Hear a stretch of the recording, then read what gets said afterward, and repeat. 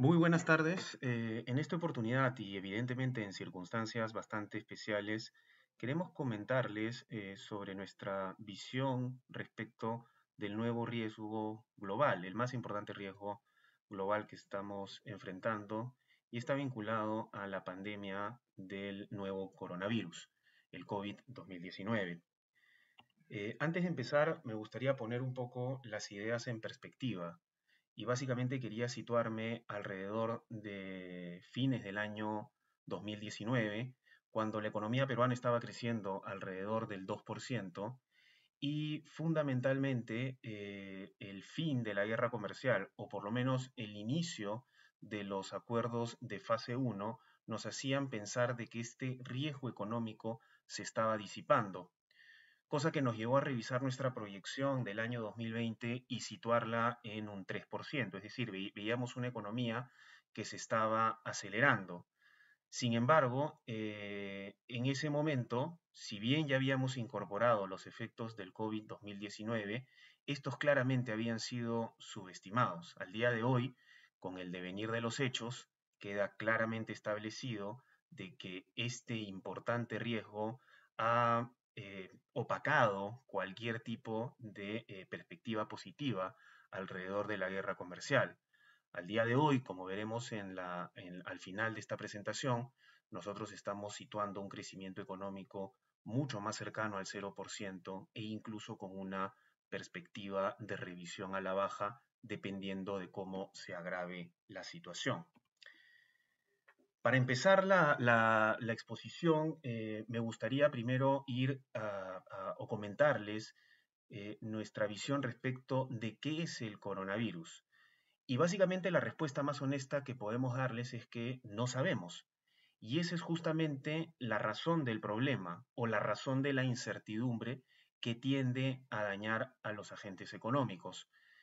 Sabemos algunos de sus síntomas y sabemos también algunos de sus mecanismos de transmisión, pero no conocemos su naturaleza y por lo tanto no sabemos realmente cómo combatirlo.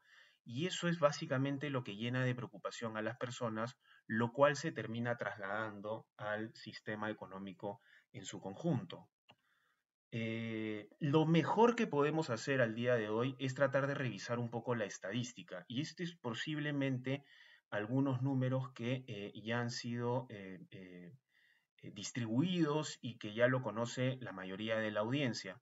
Básicamente, las características que tiene el COVID-2019 en relación de otras epidemias y pandemias que ha sufrido el mundo en años recientes son dos características fundamentales. Su nivel de propagación y contagio es más alto, incluso más alto que la última pandemia de la H1N1, pero los niveles de letalidad son más bajos, aunque hay que destacar que son heterogéneos en términos de edad y de condición médica. ¿Cuál es el mapa de propagación o hacia dónde se ha propagado? Y este es un tema bastante importante, en la medida de que este sabemos que es un virus que se inicia en China, pero al día de hoy ese ya no es el principal foco de preocupación. El foco del virus y de la pandemia se ha trasladado poco a poco desde China hacia Europa y fundamentalmente en Italia, que ya concentra el 15% de los casos a nivel global y en donde se ubican 25.000 de las personas ya contagiadas. Nótese la incidencia de 0,41 por cada 1.000 habitantes, siendo la segunda incidencia en términos mundiales.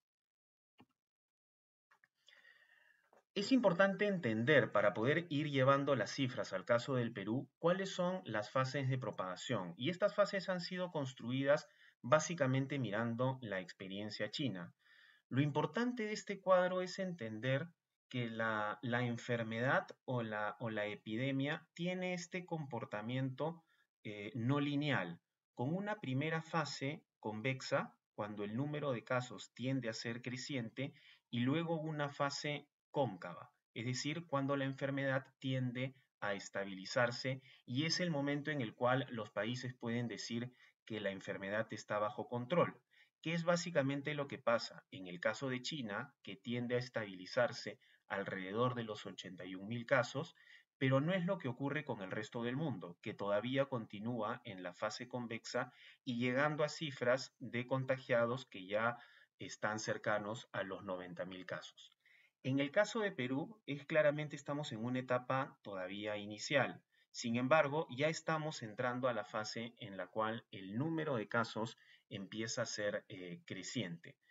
¿Qué es lo importante de estas curvas? Básicamente, lo importante es establecer aquel momento en el cual se llega al punto de inflexión, es decir, el momento en donde el número de casos deja de ser creciente y pasa a ser decreciente. Ese punto de inflexión, por la literatura que hemos podido revisar, viene fundamentalmente determinado por condiciones sociodemográficas, por la forma en la cual se comporta el virus en los distintos climas o geografías, pero también de manera determinante con el tipo de políticas públicas que adoptan los países, de tal manera de que pueden acelerar el punto de inflexión y controlar la enfermedad antes de que ésta se empiece a generar mayores problemas.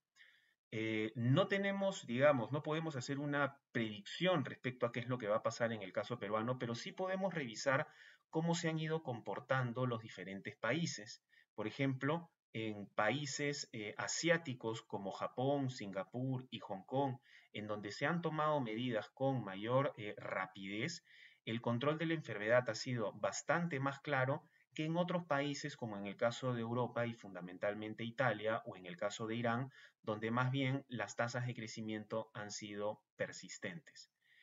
En el caso peruano, si es que no hubiéramos tomado medidas antipropagación, el estimado pasivo que nosotros estábamos manejando hasta el día viernes era de cerca de 900 casos para el Perú que proyectábamos para el 9 de abril. Este escenario de proyección claramente ha cambiado gracias a las nuevas medidas antipropagación que ha tomado el gobierno y probablemente nos acerquen más a una tendencia bastante moderada. Eh, Ahora, ¿qué dice la experiencia reciente? Porque no es la primera pandemia que ocurre a nivel global y tampoco es la primera pandemia que afecta al Perú. La más reciente es la de la H1N1, que es básicamente una pandemia vinculada a virus de la influenza. En el caso de la H1N1, en el 2005 la OMS alertó sobre un posible virus que era potencialmente pandémico.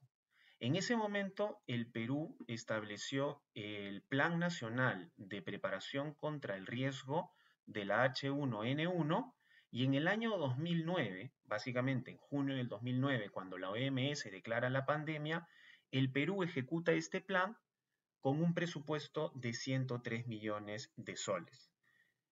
En el año 2019, que es cuando empieza la pandemia del COVID-19, la OMS declara una alerta sanitaria en enero y este virus llega a Perú básicamente cerca del 6 de marzo, es decir, hay una mucho menor cantidad de tiempo para que el Perú se pueda preparar para enfrentar a esta pandemia.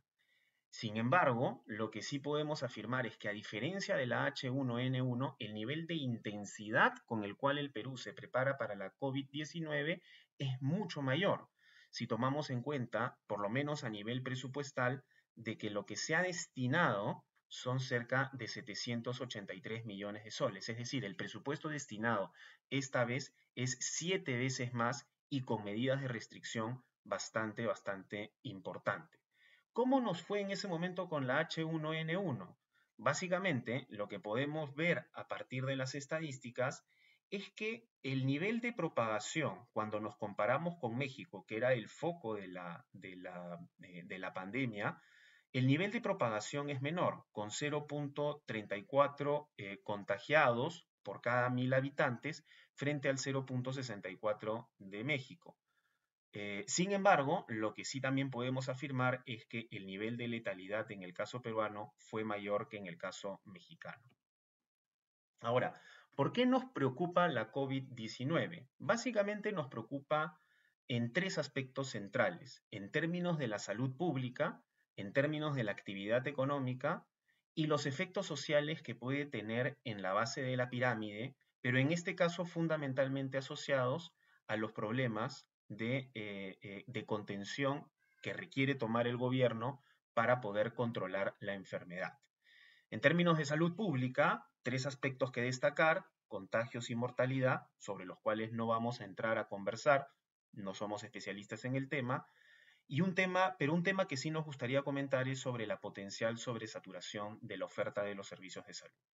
En términos económicos, básicamente tres temas. Los efectos que va a generar esta pandemia tienen características de choque de oferta, choque de demanda, los cuales adicionalmente pueden verse amplificados por las medidas de contención y mitigación que el gobierno está adoptando. En términos de salud pública, básicamente me gustaría comentarles con lo que indicó la Universidad Johns Hopkins en el año 2019. Básicamente el comentario que hace es lapidario. Los sistemas nacionales de seguridad de la salud son débiles y ningún país está preparado para epidemias o pandemias. Y esto básicamente lo hacen en una revisión de un conjunto de indicadores respecto de los cuales los países deberían mostrar diferentes niveles de reacción respecto a las pandemias. El Perú en este caso no es una excepción, e incluso cuando consideramos a los países emblemáticos que han recibido casos del COVID-19, vemos que el Perú no necesariamente está en la punta de estos índices. Cuando entramos a indicadores, digamos a nivel de detalle de la oferta de salud en el Perú, encontramos que esta oferta es inadecuada y heterogénea. Cuando utilizamos el indicador de camas por 10.000 habitantes, nos damos cuenta de que en general, en promedio, el Perú tiene una mayor cantidad de camas que lo que recomienda la OMS, que son 10 camas por cada 10.000 habitantes. Y la mayoría de los departamentos también superan ese nivel. Entonces, probablemente no está tanto el problema en la cantidad de camas.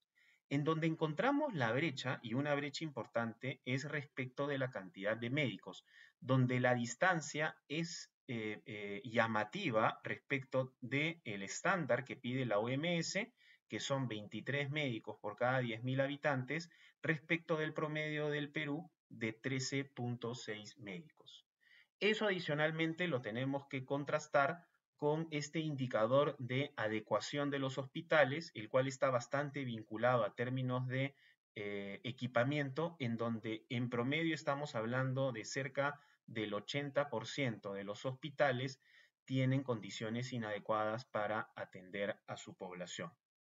Entonces, no tenemos un sistema de salud al día de hoy funcionando a un nivel de optimalidad que nos permita darnos el lujo de manejar una gran cantidad de casos y poder tratarlos adecuadamente. Por lo tanto, por un tema de simplemente de pensar en el calce que tendría que ocurrir entre la oferta de salud y la demanda adicional que se generaría, se tienen que establecer un conjunto de medidas de mitigación que nos permitan atender adecuadamente a la población.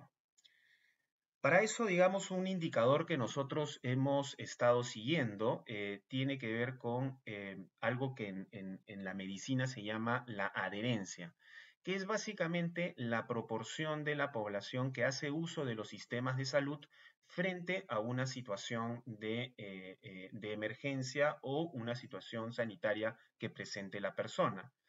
Y lo que encontramos es que de aquellas personas que se sintieron enfermas en las últimas 2 semanas, cuando se le hace la pregunta si es que se atendieron o no se atendieron, nos damos cuenta que únicamente el 33% de la población buscó atención. Y la mayoría de ellos, el 48% de los que no buscaron atención, lo hicieron porque no consideraban su condición de salud como grave.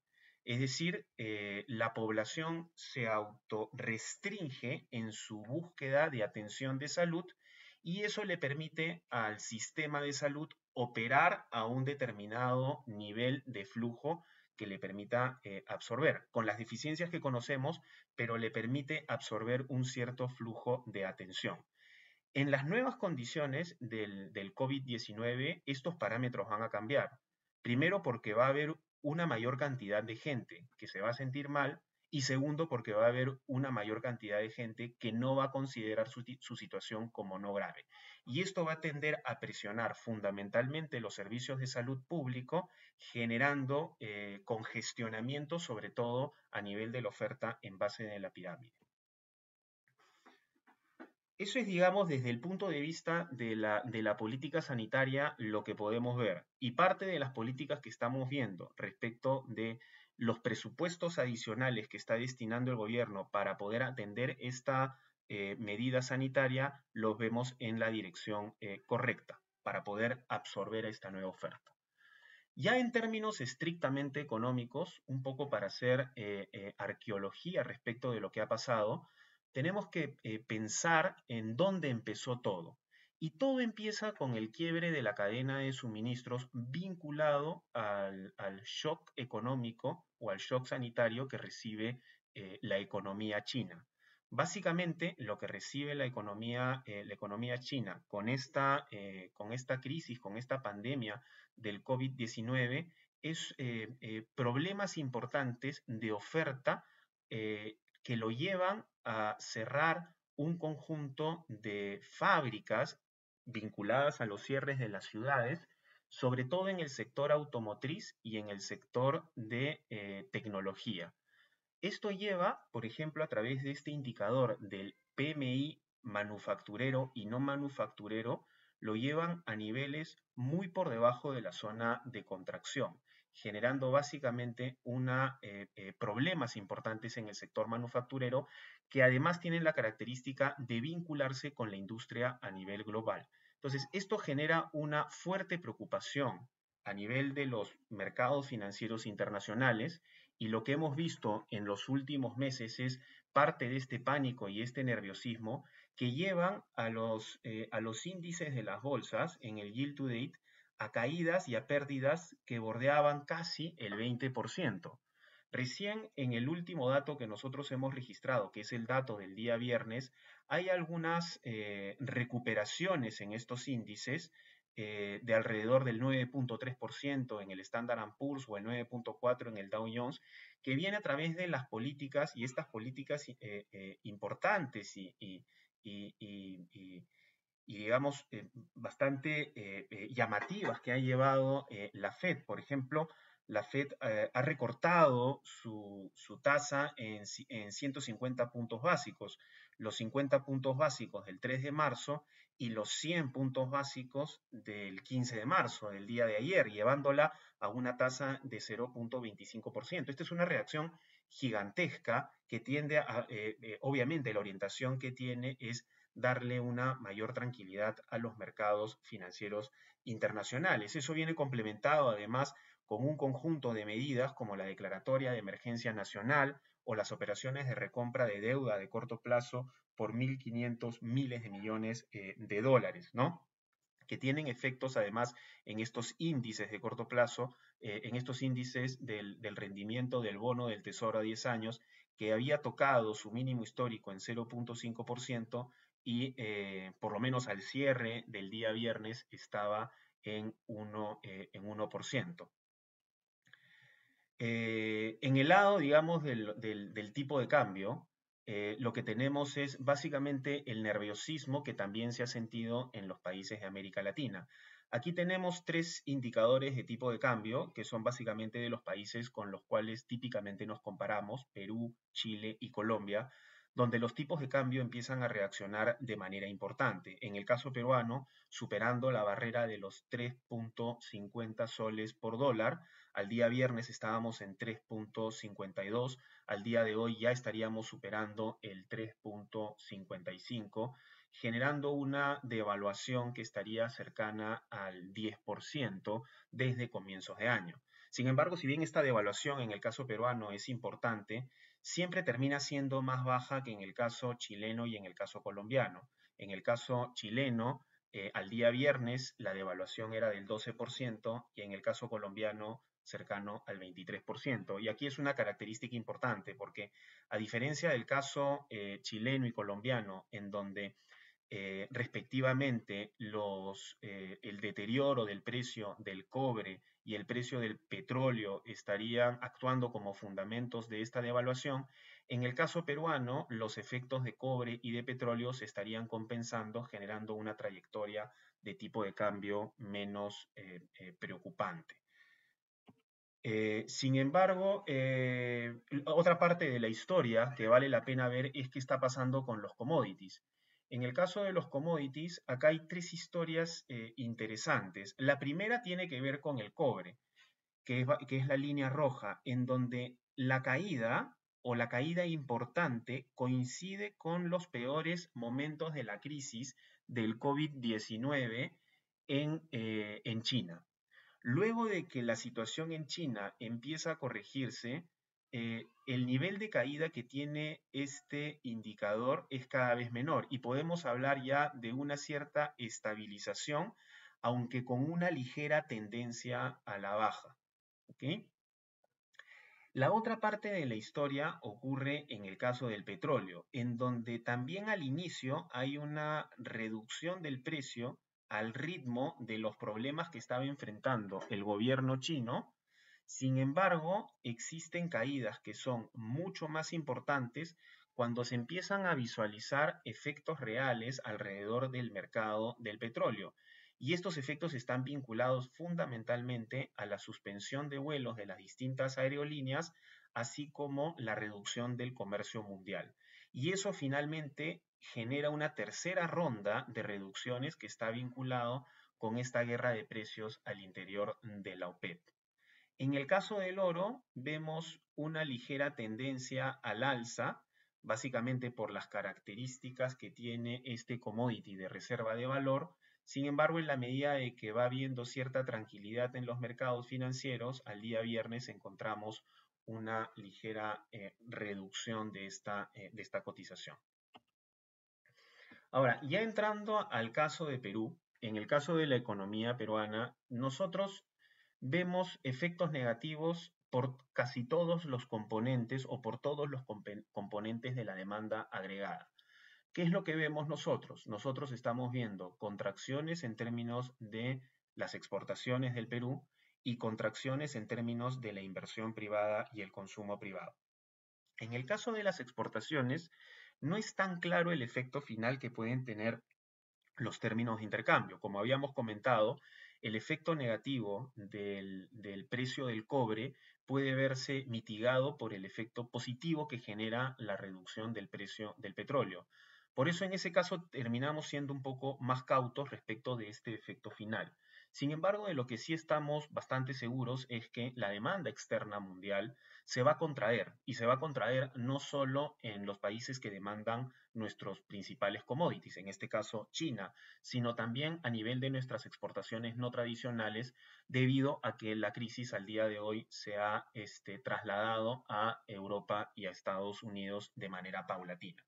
Por eso es que adquiere bastante relevancia este comentario que hacen Richard Baldwin y Beatriz Weder en su última publicación de hace algunas semanas, en donde indican que la pandemia en términos económicos es diferente, en la medida de que las anteriores afectaron países que en ese momento no eran dominantes económicamente. Y al día de hoy, la crisis se ha establecido en países que económicamente son dominantes y eso le da características bastante especiales y por ello el riesgo en términos de la economía global.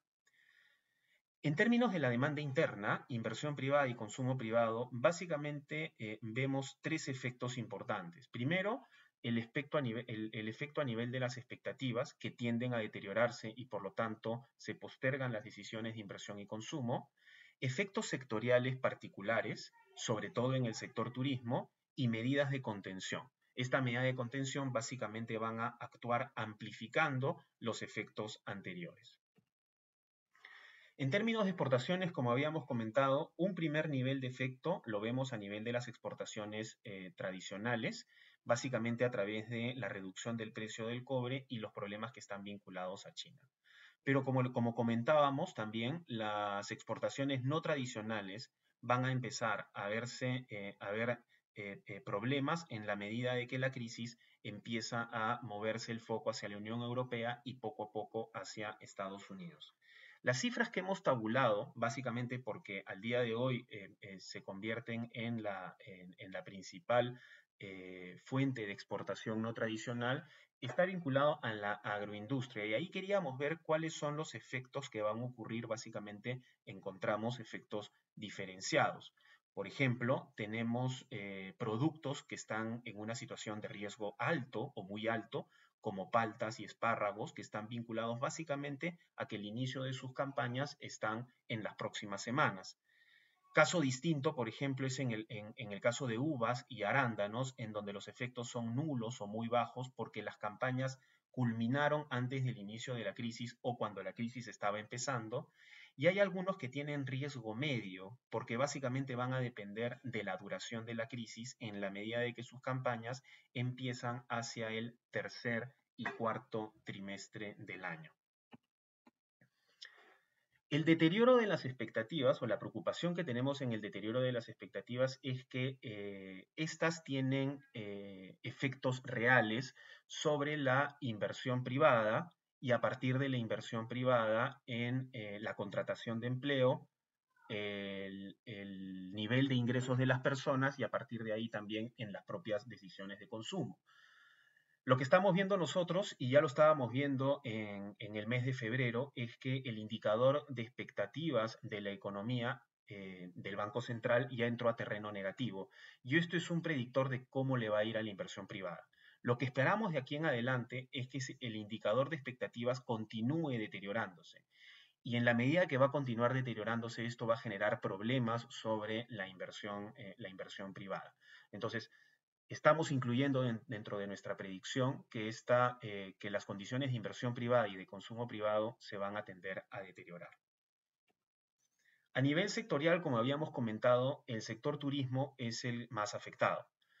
Al día de hoy, la importancia del sector turismo es casi 4% del PBI, es decir, no es una importancia baja y está concentrada además en tres servicios fundamentales, que es transporte de pasajeros, provisión de alimentos y bebidas y alojamientos para visitantes.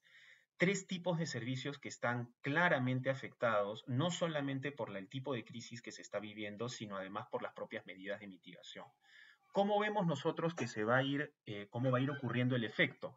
Fundamentalmente viene a través de la reducción o casi eliminación por lo menos en el corto plazo, del turismo receptivo, es decir, el turismo internacional, que representa el 40% del sector. Y luego, poco a poco, en la medida de que se vayan estableciendo una mayor cantidad de restricciones, en este caso, por ejemplo, ya la restricción de inamovilidad empieza a tener efectos sobre el turismo interno, que representa el 60% de dicho sector. Entonces va a ser un sector en donde probablemente los niveles de contracción de corto plazo van a terminar siendo bastante importantes. Solamente por la restricción del turismo receptivo podríamos percibir 1.4 puntos porcentuales del PBI menos. También hay otro conjunto de industrias que pueden estar potencialmente afectadas. La lista, digamos, no exhaustiva, pero bastante cercana a lo que podría estar ocurriendo en el corto plazo, están vinculadas a aquellas que están en el consumo discrecional. Es decir, todas aquellas decisiones de consumo que las personas puedan postergar en este momento lo van a hacer. También aquellas que están vinculadas a los servicios masivos, como las visitas al cine, teatro, museos, básicamente vinculadas a la industria del entretenimiento. Las restricciones de movilidad van a afectar al sector transporte y evidentemente viajes y eventos van a verse afectados. Algunas industrias beneficiadas, el consumo de bienes básicos probablemente va a tener un efecto de corto plazo positivo, demanda por servicios de salud y sobre todo salud pública van a tener un efecto positivo. Esperamos que haya un efecto positivo sobre el comercio electrónico. Estamos considerando de que estas cadenas de distribución tienden a no entrar en problemas, y en ese sentido deberían tener una perspectiva también positiva, y la adquisición de los servicios en línea. Si bien esto es lo que se puede identificar de manera cualitativa, de manera individual para cada una de las industrias, lo que sí encontramos de manera transversal es que empresas con un alto nivel de endeudamiento, en la medida de que van a enfrentar restricciones de liquidez de corto plazo, sí podrían tener de manera transversal a lo largo de las diferentes industrias, podrían enfrentar algunos problemas. En términos de las campañas comerciales para la industria que está más vinculada al consumo masivo, es probablemente las campañas de Semana Santa, mucho más centrada en turismo, pero también en algunas tiendas de conveniencia, y Día de la Madre. Esas son dos campañas que probablemente en la figura anual van a terminar desapareciendo y generando un efecto importante a nivel de consumo interno. ¿Hay posibles downgrade de algunas empresas? Sí, todavía Fitch Ratings no ha rebajado la calificación crediticia, pero en los últimos días ya ha empezado a establecer algunas perspectivas negativas, en el caso de Volcan, Perú LNG y Cementos Pacasmayo. La pregunta que nos hacemos es que si las próximas en la lista pueden ser aquellas empresas de consumo discrecional. Finalmente, las medidas de contención y de mitigación. Aquí hemos tratado de hacer una lista desde las que son las menos invasivas hacia las más invasivas y cómo las han ido adoptando en los diferentes países. Y en el caso de Perú, ¿cuáles son las medidas que ha tomado? Probablemente el Perú ha tomado un ejemplo de cada una de estas posibles medidas, desde la cuarentena de extranjeros hasta la que se tomó el día de ayer con el aislamiento social, que es el cierre de las ciudades y de la movilidad de las personas. Es decir, al día de hoy, Perú probablemente está a la vanguardia de las medidas de restricción y de mitigación, y además es uno de los países que las está tomando de manera bastante temprana, lo cual para nosotros es una noticia positiva, porque si usamos la evidencia de Hatchett en el año 2007, que analizó los efectos de largo plazo de la influenza de 1918, la gripe española, lo que encuentra su evidencia es que la implementación temprana de múltiples intervenciones de restricción reduce la transmisión y mortalidad de la enfermedad, probablemente con efectos de corto plazo en términos económicos que son importantes, pero que preservan algunos efectos de largo plazo o mitigan algunos efectos de largo plazo. Y ese es un poco el camino o el paradigma por el cual está caminando el Perú. Entonces, con todo lo anterior, ¿en dónde queda nuestra predicción del PBI para el año 2020? Básicamente, como lo había comentado al inicio, en una revisión desde un nivel del 3% que lanzamos en el mes de febrero a un nivel de 0% que estaríamos estableciendo al día de hoy. ¿Cuáles son las fuentes de esa variación? Básicamente la estimación de un conjunto de factores que ya han sido incorporados: la contracción del turismo, el deterioro de expectativas, el pánico de consumo, el efecto amplificador de las medidas de contención, básicamente asociadas a la cuarentena, y un COVID-19, un riesgo asociado al COVID-19 que estaría cediendo recién a fines del segundo trimestre. Entonces, acá, ¿cuál es el punto de incertidumbre central que tenemos al día de hoy? Tiene que ver con la intensidad y con la duración que estaría desde este momento hacia el futuro graficando el riesgo del COVID-19. Nosotros no estamos completamente seguros de que este riesgo vaya a ceder, por lo tanto hemos querido llamar a esta predicción como una predicción optimista y claramente con un sesgo a la baja que iremos monitoreando en las siguientes semanas. ¿Cuáles son otros efectos que nosotros hemos identificado? Nuevamente, en términos económicos. Mayor inflación transitoria en los meses siguientes, lo cual tiene que ver con los elementos de exceso de demanda o de escasez que estamos viendo. La manera natural con la cual se regulan los mercados son con los precios al alza, y eso lo vamos a observar en los siguientes meses. el tipo de cambio que continuaría alto, por lo menos durante las siguientes semanas, y tendería a bajar gradualmente durante el año, y el aumento del gasto fiscal, básicamente asociadas al sector salud y la protección social. Eso es un poco la mirada que tenemos al día de hoy. Los esperamos para hacer las preguntas y las respuestas del caso en la reunión que estamos organizando, y muchas gracias por su atención.